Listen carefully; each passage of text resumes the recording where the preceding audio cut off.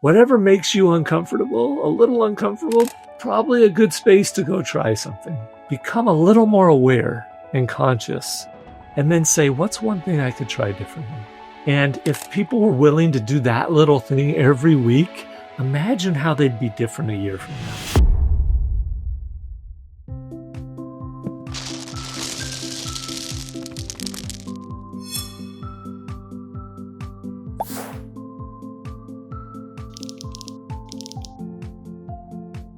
What does it take to stop surviving and start shaping the system around you?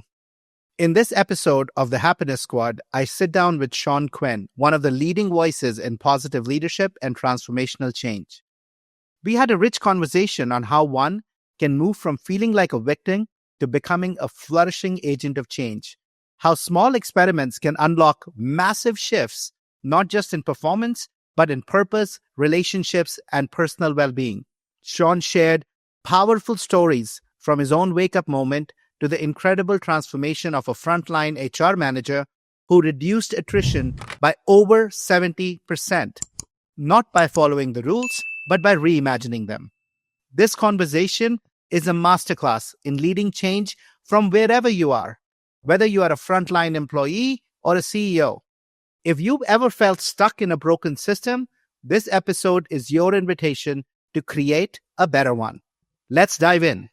Shawn, welcome to the Happiness Squad. It is such a joy to chat with you, my dear friend. Well, it's a pleasure to be here. Just as we were already talking before we got started, you love the work you do. I love the work I do. And so it's always just fun to be around someone who's full of life. Yeah. Shawn, I would love, look, you're one of the leading voices, in this whole field of positive leadership, this vision around creating leaders that create positively deviant performance, right, for organizations. I would love to start actually by having you share some pivotal moments in your life and figures in your life that have shaped you, Shawn, into who you are today and just your passion for human flourishing and positive leadership. Well, there's a lot. There's a lot to come to mind, but let me just share a few here. The one I'd like to share, I think, is probably the best story that frames kind of what I talk about as my life purpose. When I entered the K through 12 system, it didn't take me very long to realize I didn't fit very well. I struggled. I didn't know at the time I had slight dyslexia for just a short period of time, but I had other learning disorders. And so, people would laugh at me when I tried to read and whatever else. And as I went on through the rest of the K through 12 experience, I probably spent more time having it hurt my self-esteem rather than building, which would be the idea, right? Not that I wasn't learning and growing, but I just struggled. I slept through high school. No teacher ever questioned it because I wasn't causing problems. Better to have someone sleeping than cause problems. So I got through that experience, and there's a lot we could say about that experience. But if you move ahead a number of years, I had gone on a mission for my church, which helped me learn discipline and all kinds of important life lessons. I learned how to, just through discipline, start to get my grades up. I met now Lisa Quinn in a class together. We got married and finished up at the University of Utah. And another important piece of this story is we went on a honeymoon and we kept getting in fights because we were playing Scrabble and we're both too competitive, right? That's funny. So we had to figure out how can we just play games together without getting frustrated with each other. I didn't learn from that because I decided to take a class with her. And so, of course, we're both kind of competitive about who gets the better grade. Well, I happened to work a job at a self-storage facility. After I did certain things, I was mostly sitting around in case there were needs. So I could study a lot more than her. So we were preparing for a test. I probably had studied, 4 times as much as she had. So I knew a lot more information. But we went in, took the multiple choice test, which I was great at messing up, and she was great, even if she hadn't studied it, figuring out how to do well. And we go to the next class. She's got an A. I've got a B+. So I'm upset by that. We're walking back to the car, and the whole way back, I'm whining and complaining how unfair the system is, how if the teacher just sat down and had a conversation, she'd see that I knew more information simply because I had studied more. And anyway, so I'm whining like I do around the whole education system.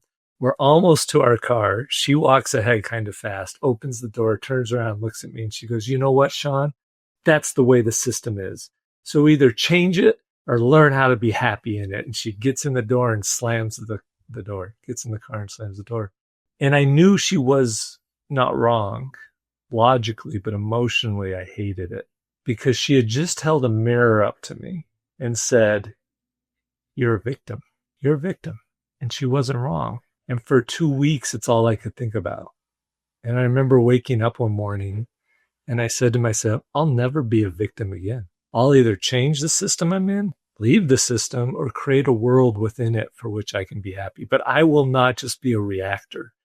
I will be a creator of that world. Now, what I didn't know is as I started to do work and I started to get into the kind of work that I did, I'd get into all these organizations and I'd meet managers and leaders and frontline people who were victims, who would give me great data, legitimate data for why they had to be a victim. They wouldn't use that word. But because of this boss or this happened or this event, there's nothing I can do. And if I could be released from being a victim, maybe I could help release others. And again, no judgment because there's legitimate things in our systems that create what we have. So one key thing, right, because what I say my life purpose is to inspire introspection that sets people free. And that's just one example of what led to that being my purpose. But it also led to my desire to how do I help individuals flourish? And then how do we help systems that those individuals can try to change the systems in a way that are better for the people to be in and to flourish. So that's one story. I love that, I love that, Shawn. And it really, as I think about it, reflects back for me so many of the things. I love what you just said, this reflection of, by the way, truths like those that shake us to our core are brutal, but they're the ones, right? And I'm amazed at the relationship you and your wife had and have for her to be able to say that and for you to be able to receive it. But the invitation I want to pick up on is this. Eventually receive it. Eventually receive it, right? But the invitation, the invitation that you gave to yourself, I think I really resonate with that. And that's a little bit of why we do the work we do, right, Shawn, which is stop being a victim. Either change the system, leave the system, or learn to be happy in it. And, there are so many people who are coaches, leadership practitioners, etc., many of them who end up leaving the system once they realize this. Yeah. Right? Many of them actually leave the system and say, I'm good. I'm going to live my life my own way. And many of them, luckily over 20 years of learning to kind of fight it, and they have gotten at least financially to a place that it gives them the luxury to be able to do that, right? And kind of beat to their own drum. What I got excited about with Happiness Squad and why, we do what we do is that choice of leave the system, unfortunately, is not available for 60, 70% of the people, because every system around, when you look at organizations, right? Our ways of working are broken. 20% of people are thriving at work. So it just means grass looks greener on that other side, but I'm going to go there. I'm going to find the same system and the same me. And so for me, what became really important was how do we upskill people to change the system? But more importantly, how do we actually take the system head on, which is at the heart of the mental health crisis? Because for many people, that choice doesn't exist to leave the system. And so rather than numb their way through a system that's broken, let's actually, really solve this problem for the world, right? This big elephant in the room that it's not the peripheries of meditation apps and therapy that are going to solve the mental health challenge. It's the 80% how work gets done and how people are taught how to lead and drive results. Look, a few caveats, right? I know people who've been in abusive relationships and whatever, so I could imagine someone like that hearing us say, change the system, leave this is right. it's tricky. And I get that's outside organizational life, right? But there are situations with abusive bosses, with all kinds of things, dynamics that could sound overly simplistic. And I think that's fair. I think what it means to take ownership of your life can be very small things in the beginning. And then it can get larger, because what happens is, even for myself, even knowing this and even working on it, there are parts of my life. It's if there was an image of a box, right? And I feel like there's a box around me and I can do this. And that's the way I see of what I can do, whether that's trying to influence others or whatever. But then I have an experience. Lisa holds the mirror up to me, right? And something happens where I see the world differently. So I try some things. And it's not like now I have the whole world as my oyster, but the box just got bigger. I start to realize there's more room to try a little bit more and to take a little more ownership, right? And so as I've watched myself, it's a journey of small moments that open my mindset to see greater capacity, and so there's a lot of pieces we can get into. There's adult learning and development, right? And certain people are certain places. So to expect them to jump into a place of proactive, creative, whatever, right, would be tough. But still, what do we need to do to help them start to make journeys, to start to recognize and see things differently, so that over time, right, they have greater capacity? But now and look, there's times leaving is probably right, but we got to be careful not to fool ourselves, So, my dad, Bob Quinn, those who are listening, I have a father who's world renowned in transformational leadership, and also helped start with two other key faculty at the Center for Positive Organizations. He wrote a book called Deep Change. And within it, he talked about how, and the way he talks about it is, people will leave to go to another organization, and then slowly they find the same problems they had in the previous. And he compares it to people who've been married 3 and 4 times. By the 3rd and 4th marriage, they realize they're having the same problems in the first couple of marriages, and there's only one common denominator across all 4 marriages, right? Absolutely. That's me. It's them. And if I'm not careful, as I go off looking for something better and I never look at my piece in it, then I just keep creating the same realities and blaming other people and other systems. Absolutely. Right?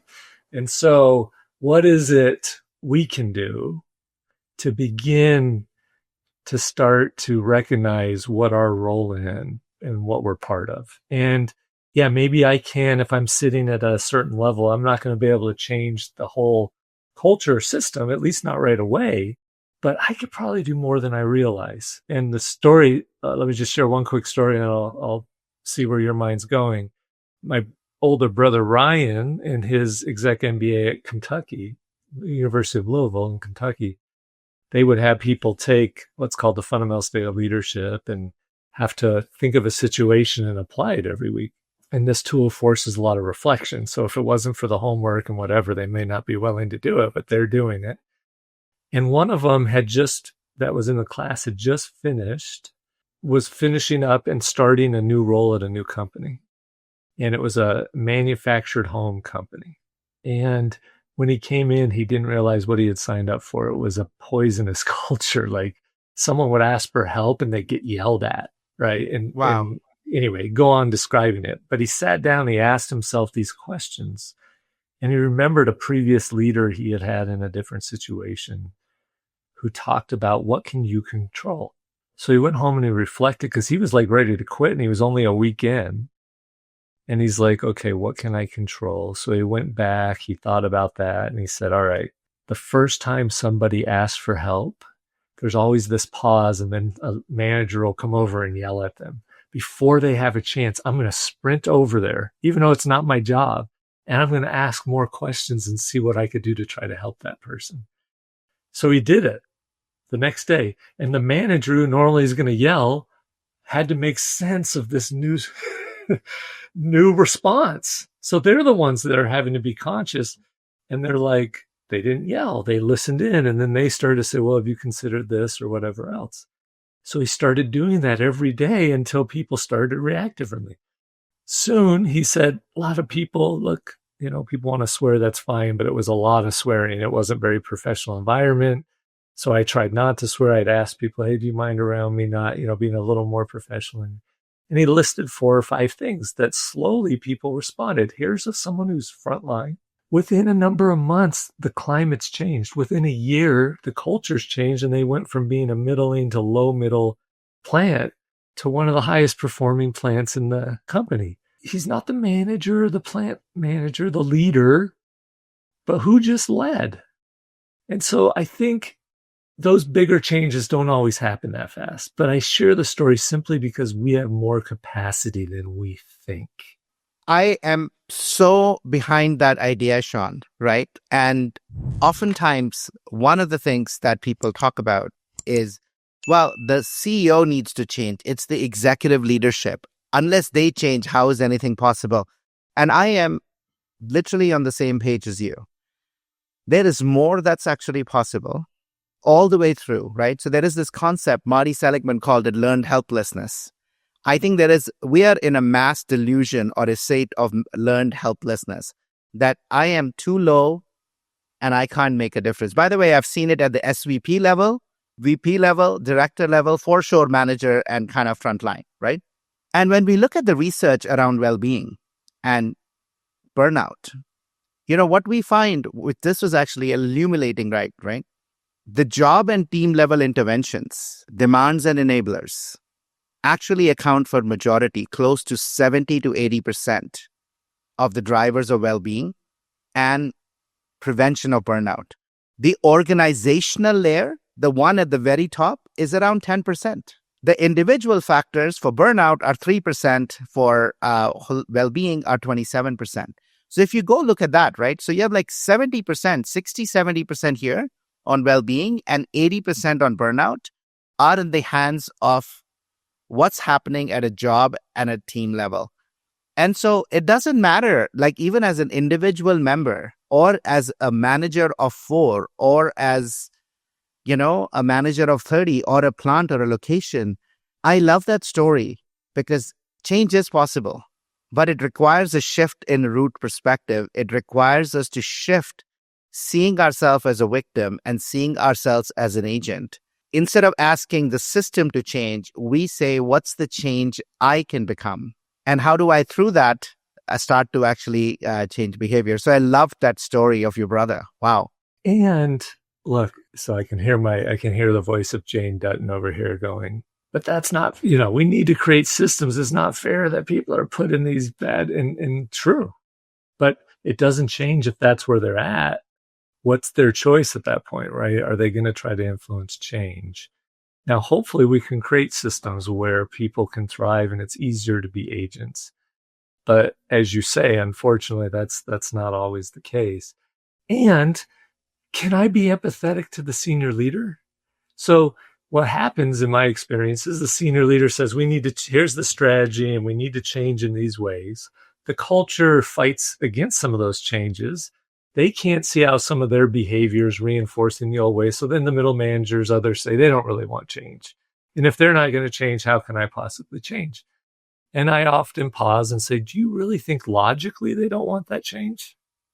They spend a lot of hours creating that strategy and whatever else. Do you really think they don't want to change? Yeah, they want that change, but guess what? It's as scary for them to change as it is for you. So we can all sit around and wait for this is what leadership is. Forget position. Who has the courage to move us forward towards that future we know we need that's different from today? But the thing is, it feels risky and scary here as the frontline manager. But if you're sitting and you think, when I'm at the top, it'll be easier to lead change, but they still have shareholders to report to. Maybe they have a lot more money. Hopefully they've put a lot away in retirement, but the truth is they've also bought things that mean they have more things. And it feels just as scary for them to step outside the norms. And so I can be frustrated at them, or I can be empathetic and say, what's meaningful to me that's worth taking some risk to step outside the norms, to start to create a better experience for my team, to start to create the right conversations, to start to model for others this future we claim we want logically, but we're all scared because we don't know how to do it. Or we're worried that, look, even good intentioned people, when you step outside the norm, unconsciously, they try to pull you back in. And so it's not that they're bad intentioned. They're human beings. And without consciousness of it, that's what happens, right? So leaders at any level can choose to be the one to step out long enough to create a new norm. Now, in the beginning, keep it small. Like, if you're down here, don't try to make changes that obviously you're not going to be able to make these huge changes right away. The guy in the plant didn't try to change the plan. He said, here's 2 or 3 things I could react differently to try to get a different reaction. That over time started to create ripples and waves that led to all kinds of things that led to much bigger changes. We hope you're enjoying this episode and would love your help in spreading awareness and furthering our mission to help 1 billion people rewire for happiness. Please consider leaving us a review and sharing this podcast with others in your personal and professional life who you feel could benefit from some of these very insights. It's a really simple way to extend and spread positivity. Also check out Rewire, our proprietary offering to move you from knowing to doing, on the Happiness Squad website, www.happiness.squad.com. Rewire uses the science of habit formation and the power of community to help you build happier habits in 5 minutes or less daily. Now, back to the episode. Yeah, I want to I had a set of questions for us, but I want to really pull on this thread, right? I think because this is a really big, important thread, which is a thread of that shift from victim to agent and being courageous and being a leader, whether you're in a leadership role or not, leading through your actions of being courageous long enough and taking a step, right, out, no matter how small, right, from your circle of comfort you take, whether it's a 1-inch step forward, a 1-foot step forward, or kind of whatever, do what is possible and learn from it. In fact, that's one of the core parts of your model is become aware, right? Do a small experiment, reflect on it, become aware, small. I love that cycle of small cycle changes that compound. 1% a day can lead to a massive impact in a year, individually and in the system. As I was preparing for this, you had sent me an article around one such story of change, which again is not from the top, but from an HR manager in Mexico who decided to lead differently to fix one of the issues which is in every manufacturing site that I run into, attrition. Share a little bit of that story, Shawn, of that individual, Sure. The program that they went through with you all, and actually what became possible. How did that system actually change? And how did that person make it happen? Yeah. Well, let me go back because you kind of mentioned, let me mention the cycle and kind of how we got into setting up the program the way we did. And then I can focus in on Edgar specifically. But, for the first time, this was a tier 1 auto supply company based in a different country, but I was working with the North American group, which has 40-some thousand employees in and of itself. And so I was brought in these high potentials. There was 2 levels. They would work with them over 15 months. And it was kind of 2 days, 2 days, 2 days, 2 days, presentation at the end, and then group work throughout. And so I was brought in for the first time. They had engineers leaving and at a level that rather than the random one off. And they're like, well, what's going on? Things are different. We got to do something. So this person reached out. It was over organization development and some of the leadership development stuff, and asked if I'd come in, was familiar with some of my work, some of my colleagues' work. And so I came in, I ran one of the 2-day workshops across a series, and they saw really good impact from it. So they said, can you do another? And they gave me a second. And in between, I would ask them to experiment and come back ready to share what did they try. And the impact again was so positive that he's like, we need more real change right now. And so I won enough trust that they said, we're going to give you the whole HiPo program except for one of the 2 days. There's one vendor we want to keep because she does great work. And I was, sure, that's great. And I said, are you open though for me helping you rethink this thing? And he said he was. So I said, look, no more group projects, because the group projects, I'm not saying there isn't good learning or things that can't happen, but in my experience, some of the problems with it is, one, either it feels like it's It's just we're redoing the work of another group, or we have the senior sponsor and it's about performing and making them happy, not about learning, right? Or whatever else. It's not the learning journey. So Bruce Avolio did some work and then that I was familiar with. And then eventually some colleagues at Michigan have done other work that relates, Sue Ashford and others. And in it, Avolio says, look, he talks about leader development instead of leadership development because his belief is it's about you as a person as the leader needs to change, not about leadership. Leadership, we could get into skills and other things to work on, which is important, but it's not enough. And so I have a belief that if I don't help shift your beliefs, starting beliefs or assumptions, we can give you a great tool. Under pressure, you just revert back, right? And so the example I often give is I was working over in the UK. There was a company that the leader that moved from the president of one division to the CEO was big on strengths finders. So everyone's going to do strengths finders. Every manager and their people rolled out strengths finders, but it wasn't going as well as they thought. And I came in for different reasons, but we were having this conversation and I go, let me take a guess, right? A strengths finder has a set of assumptions behind why you focus on strengths. I said, so here's my guess of why it's not working. You've got managers who do the strengths finder with their people. The people are like, oh, that's cool. And we're learning about each other's strengths. And then every other day of the week, the manager's looking for what's wrong, focusing on what's broken. And the people that work for them can't even name why they know this.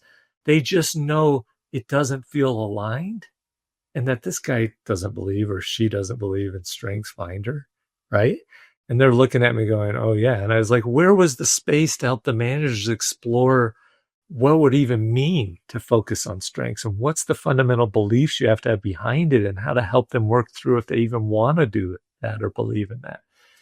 Now, coming back, right? So Avolio says, as the learner, as the teacher, whether it's reading a book and you are a teacher because you happen to write a book or a podcast that they happen to listen to, or they bring me in to do workshops, right? My job is to build enough belief that they're willing to try something different.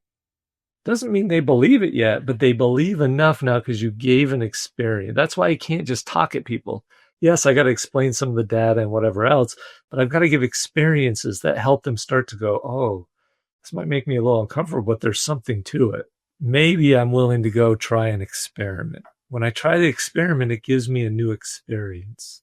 The new experience, which we have lots of new experience for a lot of different reasons.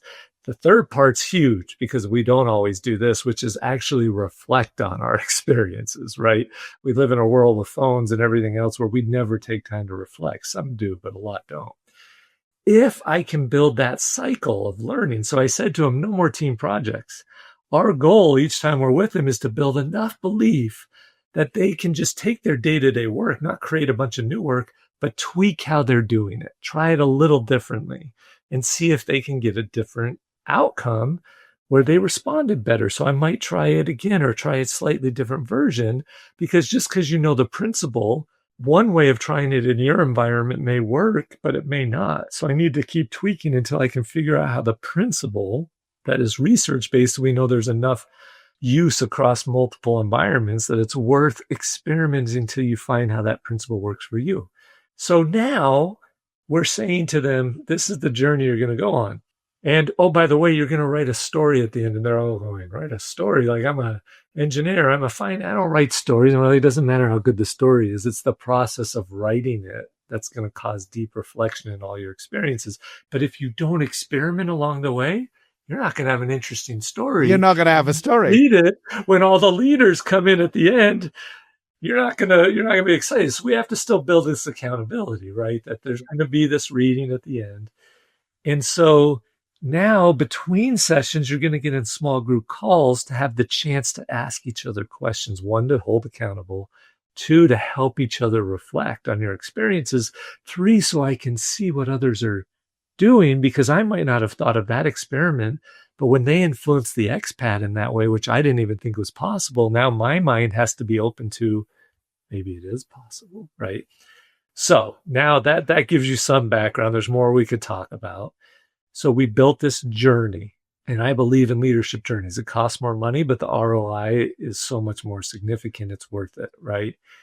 And so here's Edgar, comes in, and his words, he would tell you, I only showed up because I thought if I went through the program, I'm more likely to get promoted to the next level. Like, what are these two, as he jokes later, but he literally thought these scrawny white guys are going to teach me. And so, but he went through the first 2 days and he's going, this is different than what our company usually puts us through. So I'm a little intrigued, at least, right? He's a little intrigued and he's like, okay, I'll go try some stuff. Between sessions, my colleague sends out an assignment that he wants people to do. And he didn't get the purpose of the assignment. To him, it seemed silly and stupid. He's like, I'm not going to do the assignment. At first, when he came back and everyone else was sharing what they tried, what their experience was, he said, I didn't understand the purpose of it, so I didn't do it. My initial human reaction is, that's weak. That's too bad that you didn't do that. But oh, well, I guess he's not going to gain learning from that experience. What I later realized, in this culture, in this organization, you are told what to do. Leaders do the work of their people because you don't let people fail in this organization. For him, my colleague and I, the power figures, the leaders of this journey, he was pushing back because he didn't understand the purpose. He said, I'm not going to do something just because you tell me if I don't understand the purpose. That was actually an experiment for him, and we didn't fully realize yet. That was good because he was pushing back on the power figures, saying, no, I'm not going to do it just to do it, because there's a lot of things he experiences that they just do that don't make sense in the business, right? So that's good. We can't change anyone, but we can create an environment, right? And so we've created these experiences. We're inviting the experimentation. And if nothing else, it's forcing him to be more conscious, because I have to run an experiment, or they've asked me to do this. Am I going to do it or not? Why am I not going to do it? What am I going to say to them? So he's now pushing back on power figures. Then he goes back and he has an experiment where he's got somebody that his direct report that he doesn't think is very good and he's struggling with, and he doesn't think for himself. So he goes and he says, look, I want to give you a real shot here. I probably am not treating you as well as I could. Here's what we need help with. Here's my initial thinking, but I need you to take it and run with it. A week later, they come back and he said, we got to check in weekly. And he regurgitates basically what he had told him his ideas were. And he goes, you didn't do any work. You're just telling me. And he goes, Edgar, if I went and did the work, you'd turn it back into what you already think is right. And he got all upset by this and frustrated. So he goes out to take his smoke break because he happens to smoke. He's sitting by somebody who's out there smoking, and he tells her, because he's processing this. And he says, can you believe that? And she goes, Edgar, we all know that about you. Now, this is a pair. We all know that about you. Like, we know we've got to do it your way or you're not going to be happy. Now Edgar's like, what is going on? His world's getting blown up here, right? So he goes home and tells his wife. And she looks at him and goes, oh, I don't know the exact words, but oh, honey, in a more gentle way than the other two. Yeah, that's how you are at home. And he was so horrified. And he said, I'm so sorry. Like, I know a lot of leaders in my company are that way. I didn't want to be that way. She said, we just thought that's what you've learned you need to do to be successful. So we've just tried to be supportive of you. And he was horrified. Now, he wouldn't have probably been open, but because he's running these experiments, now this guy pushes back on him. So he goes and shares it. There's no guarantee. We can't create any of this. We only create an increased likelihood that is openness by doing the experiments and having to reflect. And so now he goes, I don't want to be that way. He shows up and he tells all of his team, I'm sorry. This is what I experienced. I'm sorry I've been that way. I don't want to be that way. So he tells the team, look, we've got a problem. We're losing 220 people in the plan every month. It's not okay. And we keep doing these exit interviews and we're not doing any better. So he said, let's look at a different question. Let's go talk to the people that are staying based on a principle he had learned in positive leadership, right? And why are they staying? The ones that are actually staying. So he sent his people out and then he said, all right, take what you've learned and create new ideas, Be creative. Like, I'm not telling you what to do. I need you to run some experiments. Let's try some things. Well, now he's got the people above, both the plant manager and the person from the expat, and they're going, just do things the way we've been doing it. And he's like, right, he's now challenged authority at a safer with my colleague and I. And he goes, you paid me to be a manager of HR, not a follower to do everything I'm told when it's not working. So we're going to try some new things. And they just looked at him and didn't know what to do because you don't do this in this organization, right? So they just kind of said, okay, because he had that confidence. And he's like, if it doesn't work and they want to fire me, great, but I'm not going to stay in this cycle of doing things that aren't helping. So he starts to give his people autonomy. They start to experiment. They're learning from why people are staying. They're thinking differently. He keeps bringing back new ideas. By the end of the year and a half, close to a year and a half, he's with us. They reduced headcount turnover from 220 down to 60 per month. That's a saving if you do the basic, like, here's the average. It's like millions of dollars. It's millions of dollars. And that's a safe summary, right? So the 10,000 they spent on him, which, it'd be more than that to do this journey with us now, but that not only covered the ROI of him, everyone else in it who had other good ROIs, right? And yeah, is their bottom line? Yes. But most importantly, he'll tell you his son gets to choose which. They rotate who chooses which movie they go to. He doesn't choose every week. He starts to explain everything else. His wife says to him, my Edgar's back. We have you back again. The family's thriving. His people that work for him are thriving. And oh, by the way, the bottom line's better. The outcomes are better. But because he went on this journey of transformation, he started to see how he needed to challenge, and his assumptions got blown up, and he started trying new things. And soon he's believing that, yeah, actually empowerment is better. And I do have to push back at times, not every time, not just to be difficult, but when it's not working. And he could list all the things that he believes differently. Did he develop skills? Yes. But he believes things differently, and that's sustainable. Thank you for that journey, that story. And it just resonates so deeply, Shawn, with my experiences. And it also, hopefully, it's going to resonate with listeners and also highlight how different this is than what most people experience, right? I say that some of the most common practices in place completely defy all logic, and yet we keep doing it. What I loved about that story were three things, and three things that you highlighted. I think the first, we have to stop thinking about trainings and start thinking about transformations, right? That's at the heart of what we do at Happiness Squad. That's what I want to do. I'm like, stop doing trainings. Stop bringing people and talking at them for 2 days and then sending them out and not holding them accountable for change, because you haven't changed their beliefs. You've just taught them a bunch of school. That's why you don't want to measure and hold people accountable, right? Or maybe you have a belief that my job is to give them the best trainers and their job is to change. So why am I going to measure it?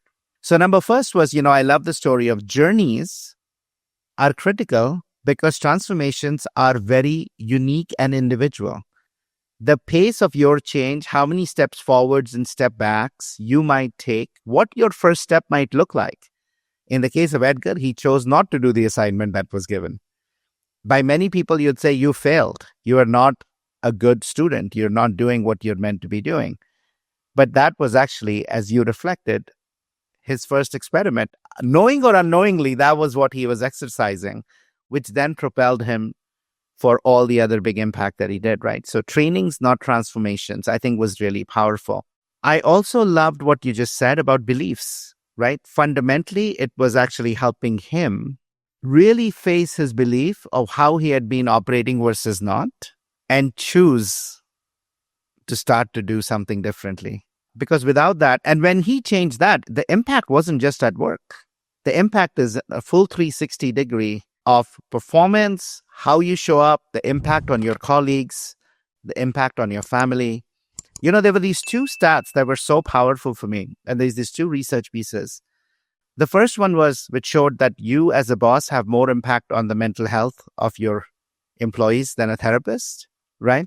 And then the second was how you feel at work has a direct impact on the growth, development, and success of your children because you are being shaped and you show up that way at home. Yep. Right? And so I think this work is needed if we want to make better humans, if we want to create a better world. This work of helping people become more positive leaders from the inside out, not outside in, is so powerful. And that story you highlighted, yes, performance shows up. You go from 220 attrition to 60 attrition. All of that will happen, right? But it's not going to happen the way they had been going about it before, which is talk to people who are leaving, find out what the issues is, and go fix it. Yeah. Even that pivot was so powerful. There's some important pieces here, right? Which is that you've hit on, but I just want to reinforce it. We can't force someone to change. You've got to invite them on a journey. And like up front, there were people like their big experiment was, I'm going to start by looking at sharing what we're grateful for at the start of a meeting. Like you would think this was about as basic an experiment. There were people who described like sweating before they walked in to try that experiment because it was just so outside the norm for them. But the thing is, people in the beginning would try these little things that most leaders would go, so what? That's not giving me impact. But it's the capacity to become uncomfortable, run these experiments that give them greater capacity to try bigger things. And so a lot of people at the beginning were trying things that most people would be like, come on, this is, but by the end, some of them are now pushing back on their boss, trying much bigger things that are leading to, significant impact. And so that's important. You also hit on a piece that you can't control when the change moment is. There was one person who went through the program, one of the years of the programs that we did this, that came to where the day where we write the stories, and then they have another 2 months before the day where you go actually read your stories. And he realized I didn't do anything significant. I haven't really changed.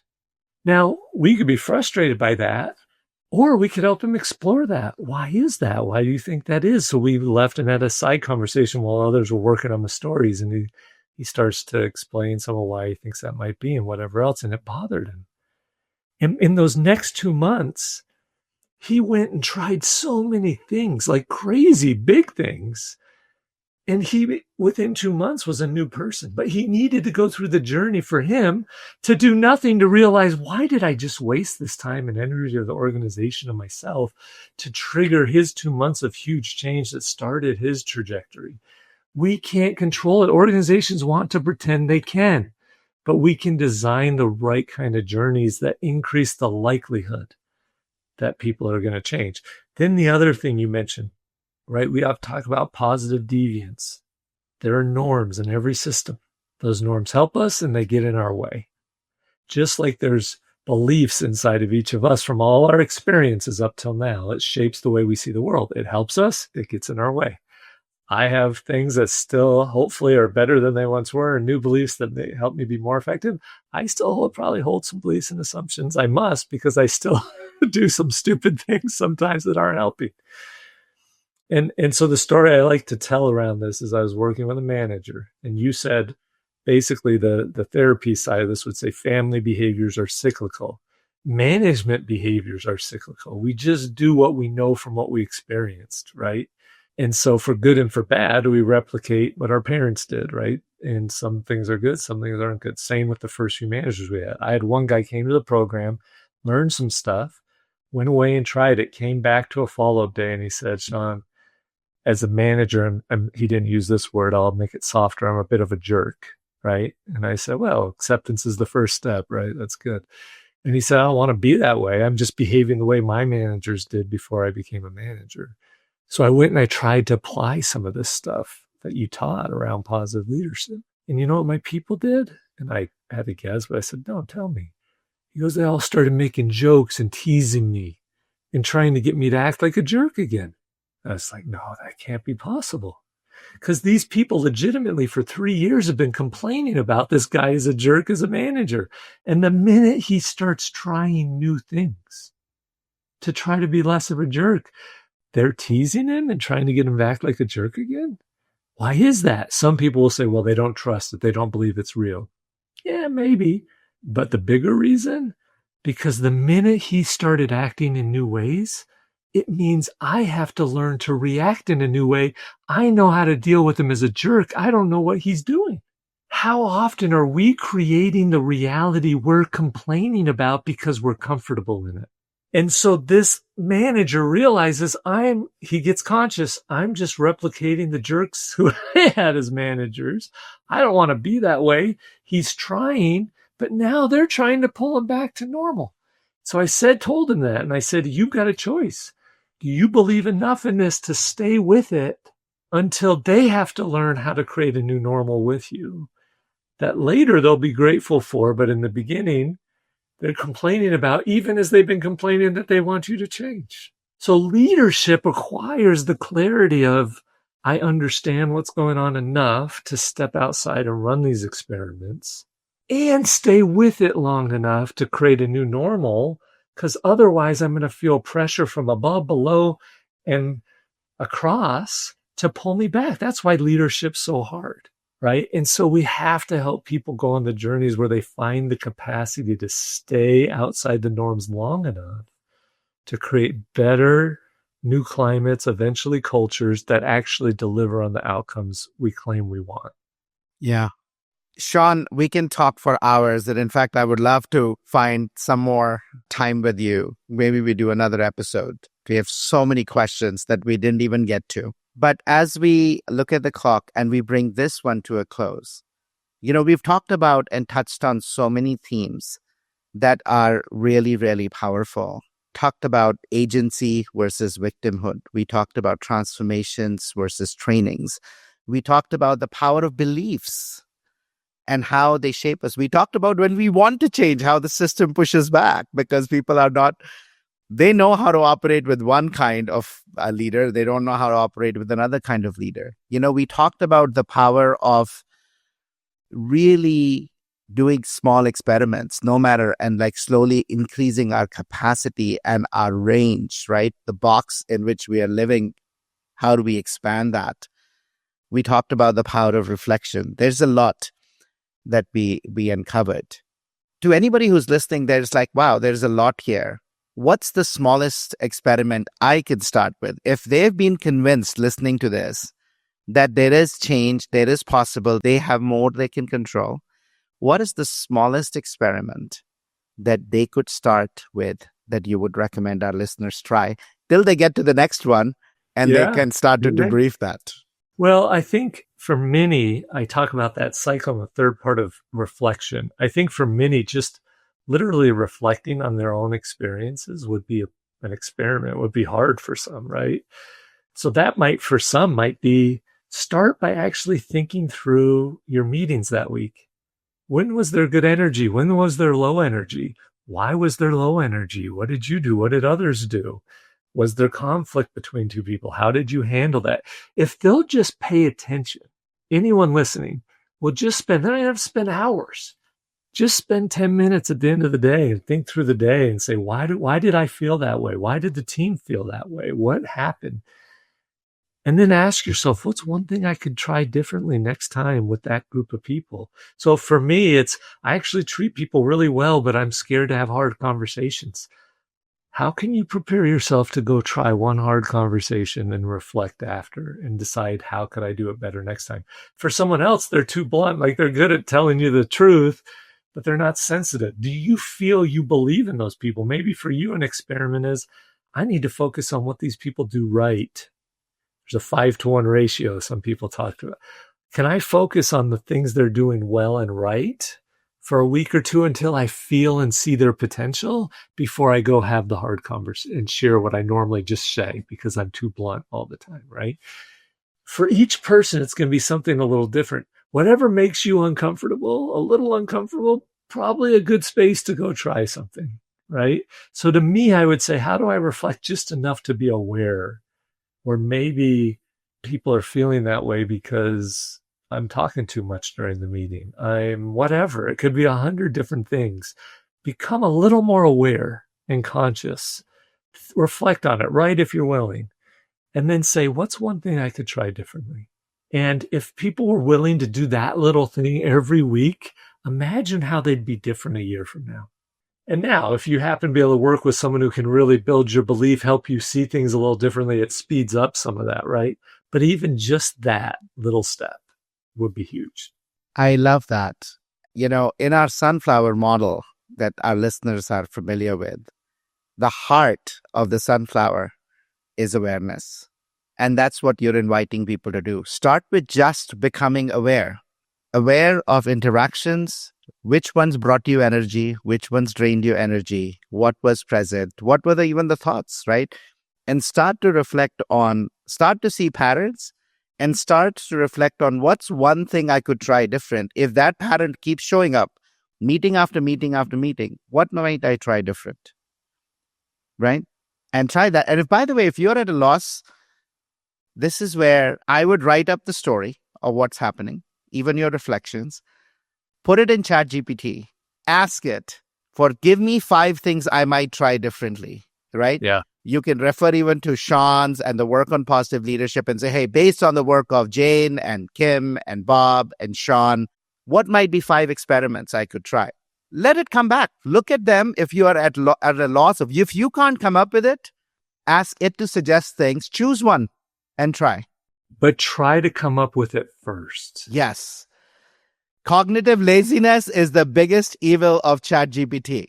And I get it. And I'm with you. And if you still can't come up with stuff, right, ask someone else. And then if you still can't, then definitely go to ChatGPT. And I'm not against that. Like, I think it is a good thing. And I think when it understands the context, because it can pull from a bunch of people and give you a few ideas. And in that way, it is even better than just asking others, because it can go, if you can give some specific names, it can go draw from their research and can give you some very specific things, which could be really helpful. But start with ideas. But start with your own ideas. That's my thing today with ChatGPT. Always start. Just like people say to me, like, I'm not the greatest writer, I don't think. But I still will always write it first before I let ChatGPT improve it, right? And I do let it improve it. But I need to write and think through, what is it I'm really trying to say? What's my story? Whatever. Like, and so I just throw that out because I worry already as I watch. No, Shawn, that is such a great caution. I had this conversation with my son. I'm like, it's not that I don't want you to use it. I want you to write it and then have it make it better, or say, what else would you add? Yes. But the act of writing also helps us crystallize, and from within, when we come up with the answer or we think it is, higher chance that we'll do it. That's right. And greater hope. We create more hope because we know from the hope theory, there's a lot that's been added since the original hope theory. But, right, if I can come up with a meaningful goal and then what they call pathway thinking, the more ideas I can come up for how to move towards that goal, even if I don't do all of them, the more hope I feel like, because I can control and I can take action. Yeah. And so it's important, right? And if I can learn to do that, and now sometimes I use tools to help me, but if I can learn that process, I become a creator of more hope for myself and a greater agency for myself, which are both things we need, right? Shawn, this has been such a powerful conversation. Thank you, my friend. I'm grateful that, our paths came together, and I'm excited to collaborate in the work we do with clients. But in so many ways, I think we are such kindred spirits. Thank you for being on the show. And we'll have you back soon for a second part of this conversation. I would love it. I feel honored that you would invite me on, and I loved every minute of it. So I look forward to it. Cheers. Have a great day. You too. Bye. That wraps up another episode of the Happiness Squad podcast. We hope you found the insights actionable to enhance your journey towards happiness and fill your life with more joy, health, love, and meaning. Please consider leaving us a review and share the podcast with anyone in your professional or personal life who you feel will benefit from some of these very insights. It's a really simple way to extend support and spread positivity. Take care, and remember, happiness is a choice that's available to you moment to moment in the here and now. Take care and see you next week.